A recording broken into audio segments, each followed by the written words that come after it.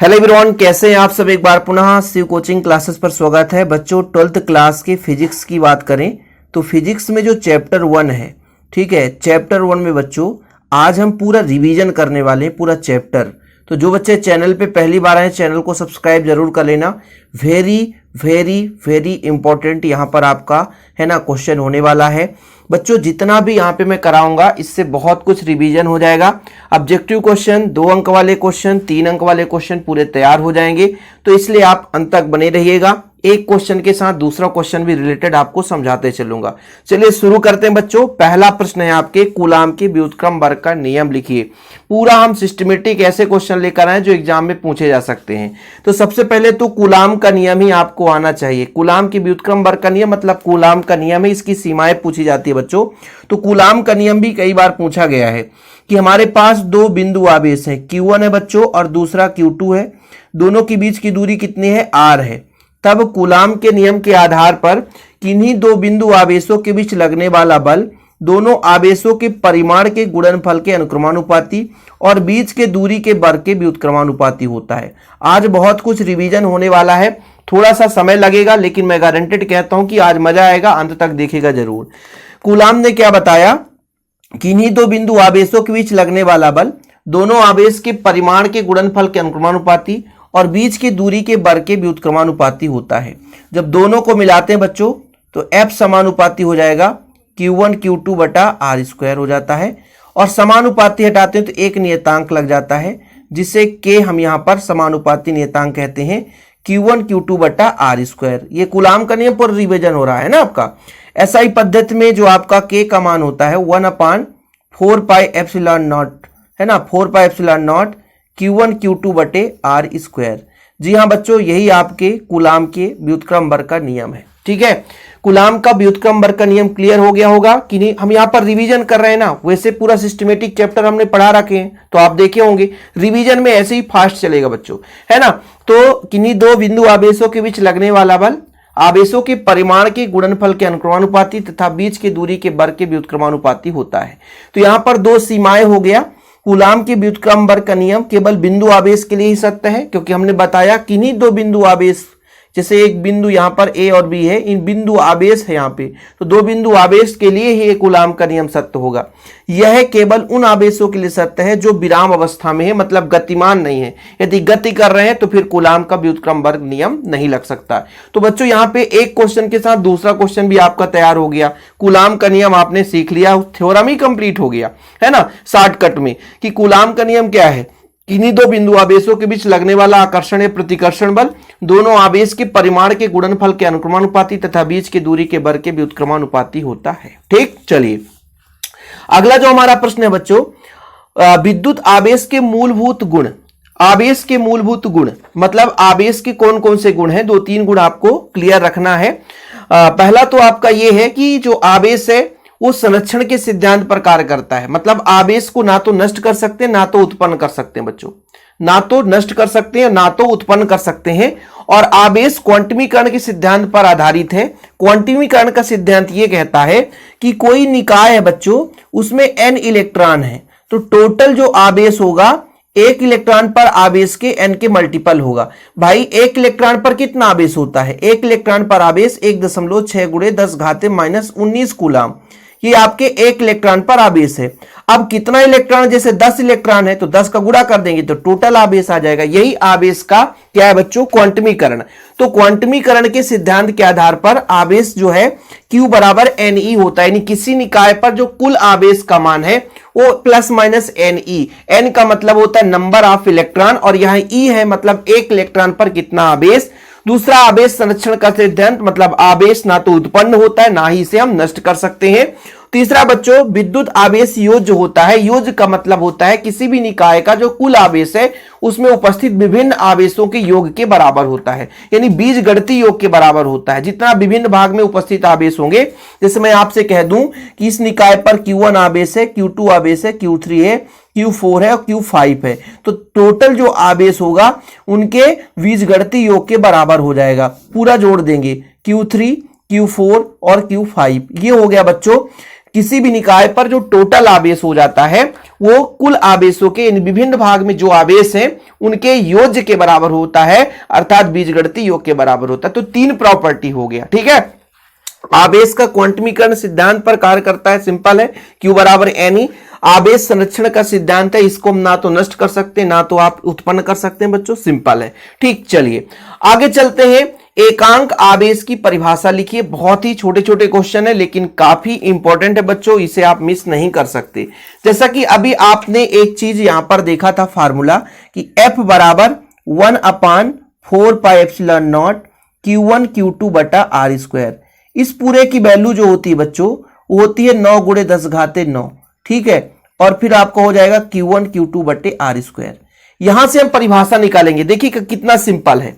यदि मान लीजिए 2 बिंदु आवेश हैं, इन दोनों का मान समान हो जाए, मतलब इकाई हो जाए, एकांक हो जाए, तो बिंदु आवेशों का मान कितना हो जाए, इकाई हो जाए, और इनके बीच की दूरी का भी मान जो है इकाई हो जाए।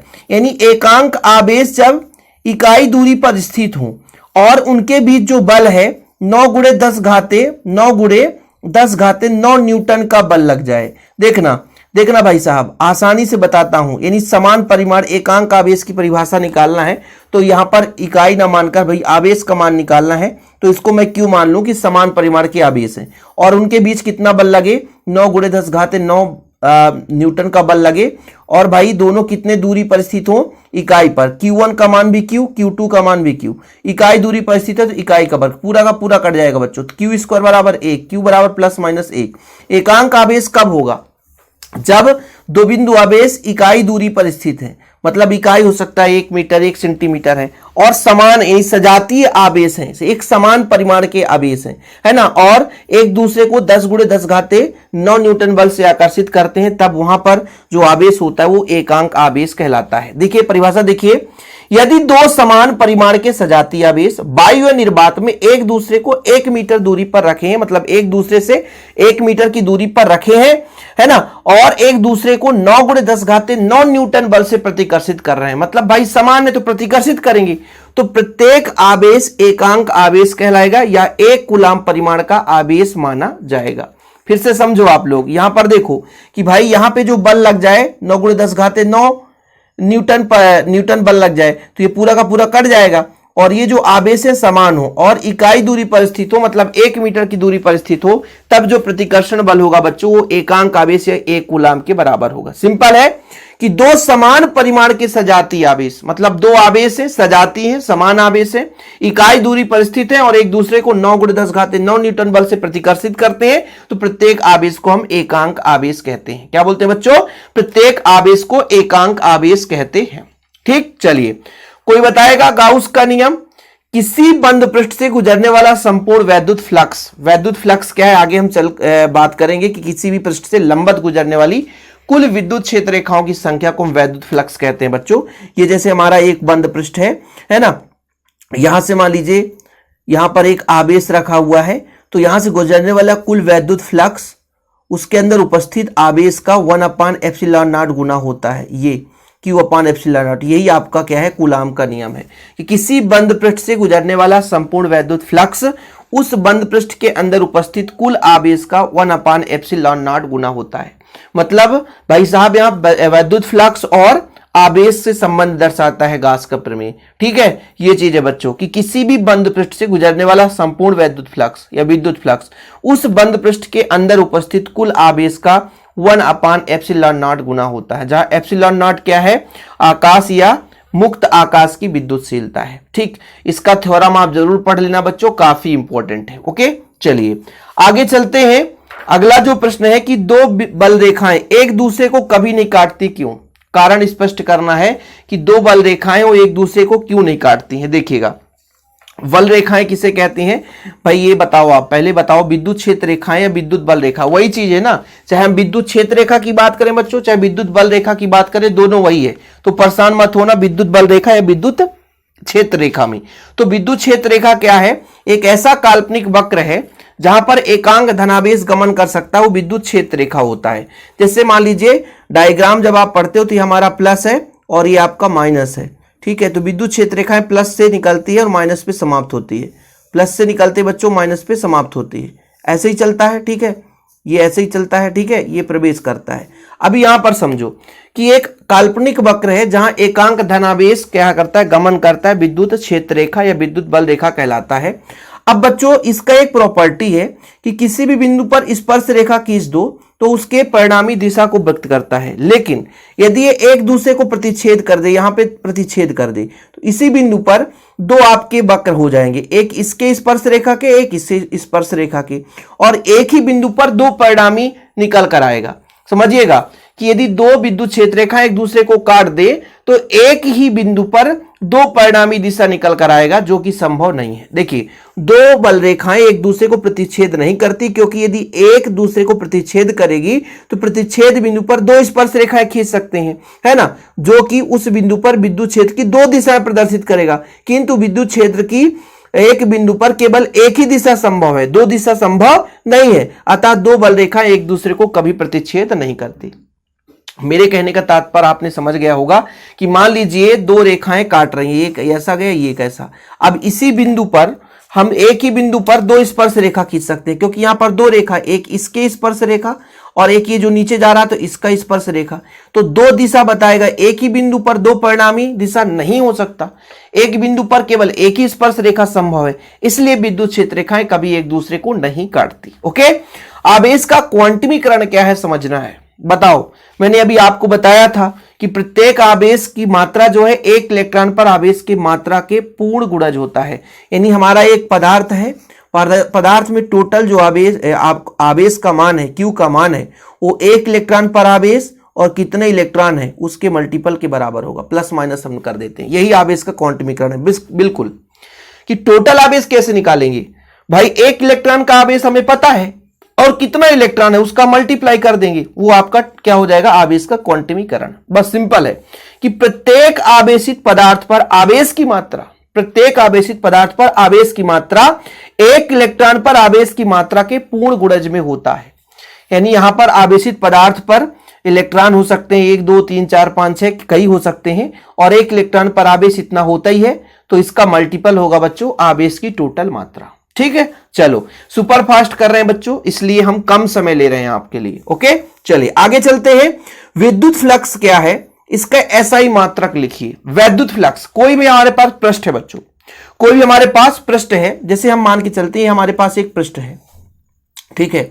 अब इस पृष्ठ से लंबवत कितनी क्षेत्र रेखाएं गुजर रही हैं, क्षेत्र रेखाएं कितनी गुजर रही हैं, उनकी जो टोटल संख्या है, ठीक है, किसी पृष्ठ से लंबवत गुजरने वाली क्षेत्र रेखाओं की संख्या, समझिएगा, विद्युत क्षेत्र में स्थित किसी क्षेत्रफल से अभिलंबत गुजरने वाली कुल बल रेखाओं की संख्या या कुल क्षेत्र रेखाओं की संख्या विद्युत फ्लक्स कहला जाती है। जैसे मैं बात करता हूं बच्चों, हमारा एक पृष्ठ है ये, इस पृष्ठ से लंबवत, जैसे हम मान लीजिए लंबवत जा रहा है, लो भैया ये लंबवत हो गया, तो लंबवत कितनी विद्युत क्षेत्र रेखाएं हैं, वो आपका क्या कहलाएगा बच्चों, एक विद्युत फ्लक्स कहलाएगा टोटल संख्या को। जैसे मैं एक यहाँ पे एक क्षेत्रफल लगा दिया और विद्युत क्षेत्र के बीच में रख दिया, यहां से विद्युत क्षेत्र रेखाएं जा रही हैं, तो इसके लंबवत जितनी विद्युत क्षेत्र रेखाएं जाएंगी वो आपका विद्युत फ्लक्स कहलाएगा। विद्युत क्षेत्र रेखाओं की टोटल संख्या विद्युत फ्लक्स कहलाती है। विद्युत क्षेत्र रेखाओं की टोटल संख्या विद्युत फ्लक्स कहलाती है, जिसका मात्रक होगा बच्चों न्यूटन मीटर स्क्वायर प्रति कूलम। काफी इंपॉर्टेंट है, न्यूटन मीटर स्क्वायर प्रति कूलम। क्या, न्यूटन मीटर स्क्वायर प्रति कूलम। क्या बच्चों,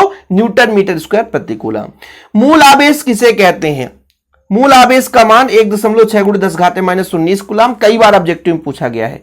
एक इलेक्ट्रॉन पर जितना आवेश होगा 1.6 × 10⁻19 कूलम, एक इलेक्ट्रॉन पर जो आवेश होगा बच्चों उसी को हम मूल आवेश का नाम देते हैं, है ना।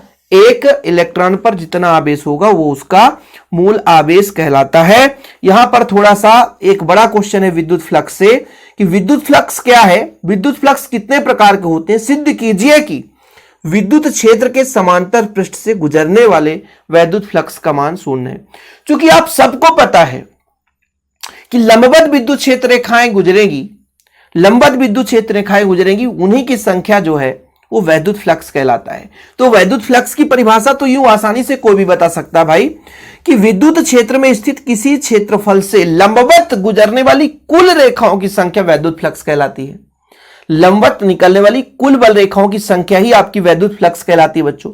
एक हमारे पास एक क्षेत्र है विद्युत क्षेत्र, उसके बीच में हम एक सतह रख देते हैं, तो उस सतह से मान लीजिए एक पृष्ठ है, उस पृष्ठ से कितनी रेखाएं गुजर रही हैं वो भी लंबवत, उनकी संख्या आपका बच्चों वैद्युत फ्लक्स कहलाता है।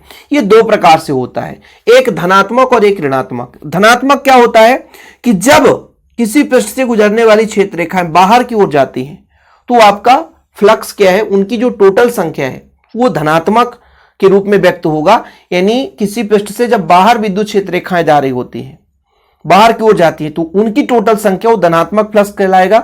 लेकिन उसी पृष्ठ से जब अंदर की ओर जाता है बच्चों, है ना, जब किसी पृष्ठ से गुजरने वाली क्षेत्र रेखाएं अंदर की ओर जा रही होती है तो आपका ऋणात्मक वैद्युत फ्लक्स कहलाता है।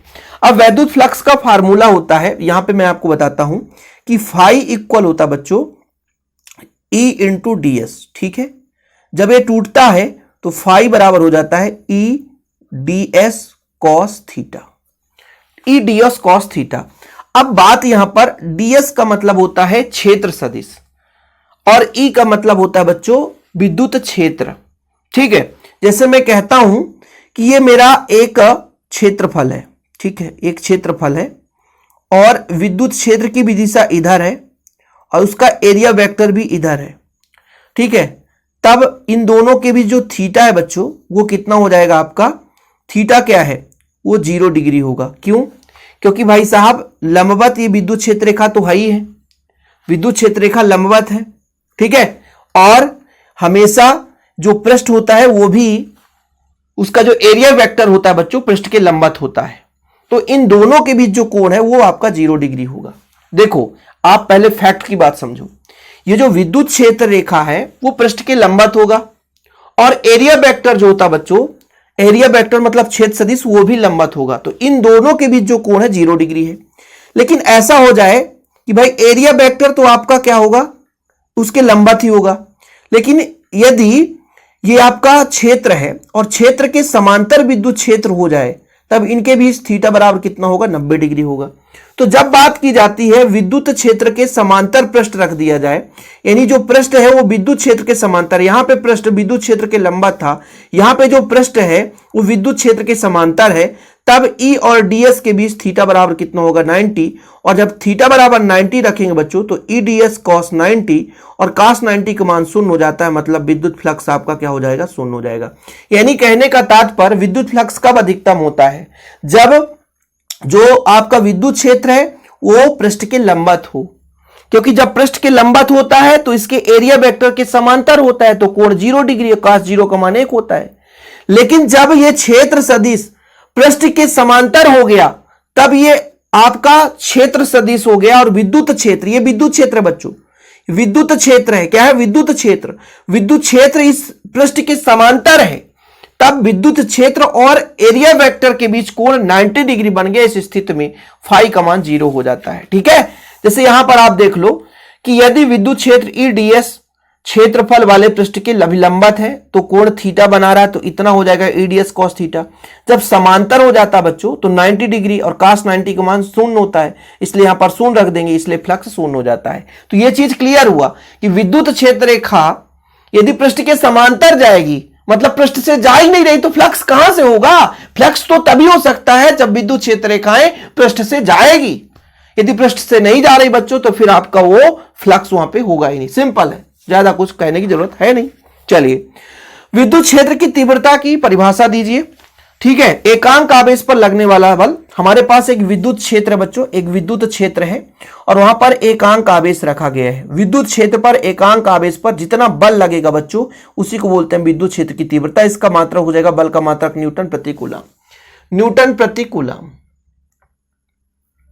न्यूटन प्रति कूलम। कोई दिक्कत तो नहीं है कि विद्युत क्षेत्र के किसी बिंदु पर रखा एकांक धनावेश जितने बल का अनुभव करता है उसे उस बिंदु पर विद्युत क्षेत्र की तीव्रता कहते हैं। इसका मात्रक जो है बच्चों न्यूटन प्रति कूलम है। क्या है, न्यूटन प्रति कूलम। किसी को कोई दिक्कत?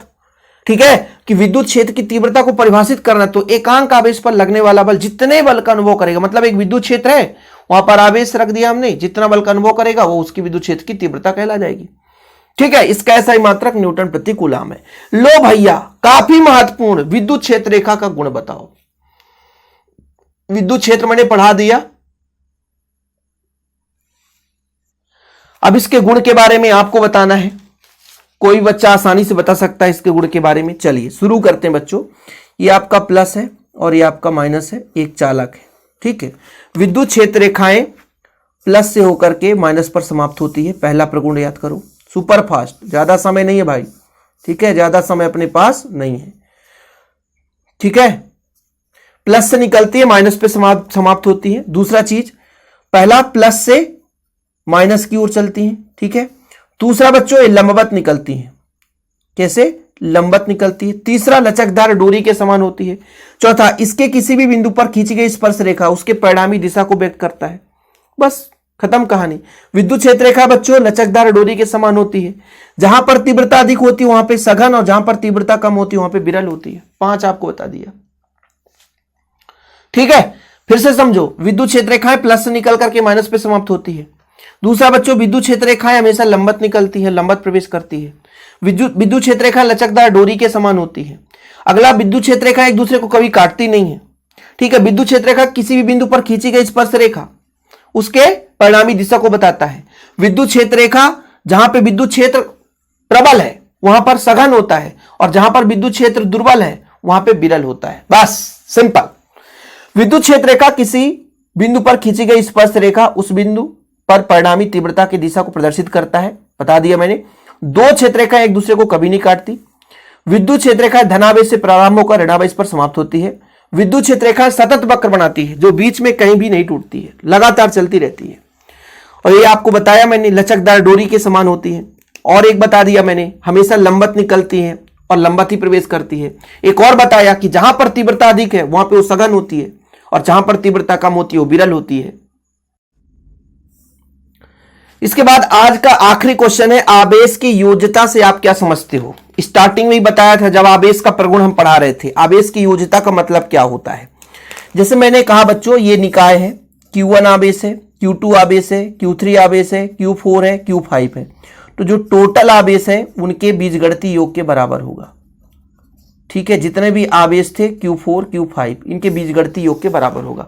यानी विद्युत आवेश की योज्यता का अर्थ यह है कि किसी निकाय का कुल आवेश उसके विभिन्न अवयवी कणों पर उपस्थित विद्युत आवेश के बीजगणितीय योग के तुल्य होता है। सिंपल है, बीजगणितीय योग के तुल्य होता है। यानी टोटल जो आवेश है बीजगणितीय योग के तुल्य होता है। अब ये छोटे छोटे क्वेश्चन थे बच्चों, ऑब्जेक्टिव क्वेश्चन मैंने करा ही दिया है। और नोट्स के लिए तो मैं आपको पहले ही बता चुका हूं, कांटेक्ट कर लो भैया, नंबर 9685299149। अभी नंबर कांटेक्ट करो, व्हाट्सएप करो 9685299149, 9685299149। इस नंबर पर आप कांटेक्ट करें, 9685299149। छोटा सा अमाउंट लगता है बच्चों, लेकिन प्रॉपर रूप से नोट्स दिए जाते हैं। फिलहाल अभी के लिए इतना ही। जय हिंद, वंदे मातरम।